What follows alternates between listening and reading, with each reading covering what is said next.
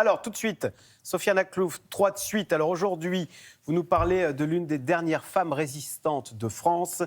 Elle a 97 ans et elle a reçu un prix au 49e Festival de la BD d'Angoulême. Souvenez-vous, c'était le 30 janvier dernier. Madeleine Riffaut remportait le prix du scénario avec son co-auteur Jean-David Morvan et le dessinateur Dominique Bertaille. Ensemble, ils ont écrit Madeleine résistante. C'est l'histoire d'une femme de 20 ans qui prend le pseudo de Rainer pendant la Seconde Guerre mondiale et qui s'engage pour son pays. Elle nous a ouvert les portes de son appartement parisien et ses archives. À notre arrivée, Madeleine nous a proposé un petit whisky japonais dont elle raffole et des cigarillos qu'elle fume entre deux anecdotes sur sa vie d'héroïne démarrée en 1924 avec son trophée du Festival de la BD bien en évidence. C'est un bonheur. À la fin, nous existons. Moi, j'ai mis 30 ans pour réussir à avoir ce prix, 30 ans à faire de la BD. Et Madeleine, elle l'a eu dès son premier album, donc j'ai vraiment l'air d'un con à côté d'elle. Ouais. Maintenant, je pense BD. Je vois la BD dans ma tête. Maintenant, pour faire une BD, je sais. Et oui, maintenant, Madeleine, elle pense BD, mais au départ, elle n'était pas vraiment convaincue par l'idée, car quand Jean-David l'a appelée, la résistante l'a carrément envoyée balader. Pour elle, la bande dessinée, c'était un truc de môme, c'est ce qu'elle lui a raconté. Depuis, ils sont devenus inséparables. Quand l'auteur vient avec sa compagne voir Madeleine une fois par semaine, il s'installe carrément à l'étage chez Madeleine et il y passe la nuit pour des séances de travail studieuses. Mais cette relation, vous vous en doutez, qui a démarré il y a 5 ans, elle dépasse largement le cadre professionnel.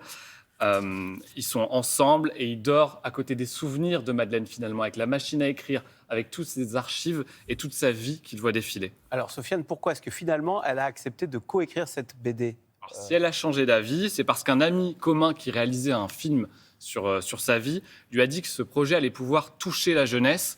Et ça, pour Madeleine, c'est un argument qui fait mouche. Parce que transmettre, raconter cette histoire de l'occupation, c'est devenu sa mission en quelque sorte. Depuis 1994, elle a voyagé absolument partout pour raconter comment le nazisme pouvait torturer, violer, exterminer.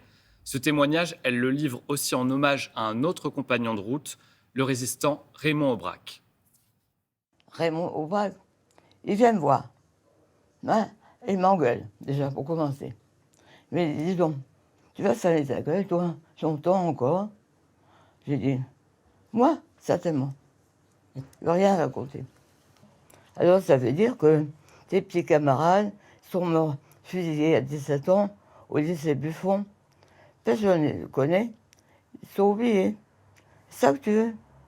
Si vous le prenez comme ça, évidemment, je ne peux pas refuser. On raconte quand on ne peut pas faire autre chose. Quand on est brisé partout. Quand on a perdu la vue. Quand on ne peut plus écrire des livres. Eh bien, on raconte. Raconter, Madeleine l'a fait toute sa vie. À la Libération, elle a entamé une carrière de journaliste et de poétesse, une période pendant laquelle elle fait la rencontre de Picasso, qui est devenu son ami et qui lui a même dressé le portrait, un très joli portrait. Elle s'est aussi rapprochée de Paul Éluard, mais ce qu'elle aimait par-dessus tout, c'est parler des autres, des conflits armés qu'elle couvrait en tant que reporter de guerre, Algérie, Vietnam. On la voit aussi avec Ho Chi Minh sur une des photos. Et Madeleine, c'est une femme totalement engagée. Elle a écrit sur le monde de la santé notamment parce qu'elle a publié Les Linges de la nuit en 1974, le récit d'une journaliste qui se fait embaucher en tant qu'aide-soignante, puis comme médecin réanimateur. C'était quand même risqué de prendre ce travail. Le livre n'a pas pris une ride.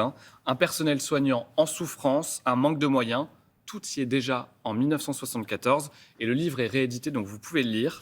Madeleine, finalement, elle a gardé cette capacité d'indignation. En ce moment, son combat, c'est l'écologie. Elle pense qu'on n'en fait pas assez, et parce qu'elle a beau avoir 97 printemps, ce qui compte pour Madeleine, c'est le futur. Elle veut pouvoir s'adresser à la jeunesse. Faites l'amour, faites pas la guerre. Bon, on disait ça dans le temps. C'est pas con. C'est vous qui avez inventé. Vous êtes capable de ça. Ne faites pas les cons, c'est tout. J'ai confiance, moi. J'ai confiance en vous.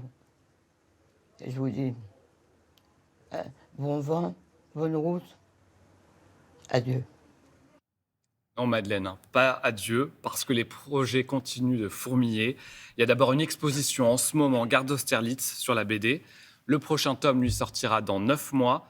Et un 3e est en préparation. Il sera publié à l'occasion des 80 ans de la libération de Paris et des 100 ans de Madeleine, qu'on ne manquera pas de célébrer. Et promis, cette fois, on trinquera au whisky. Voilà, et aux cigarillos, si j'ai bien compris. Même si c'est pas Prochaine très étape. recommandé quand même. Hein. Merci beaucoup, Sofiane.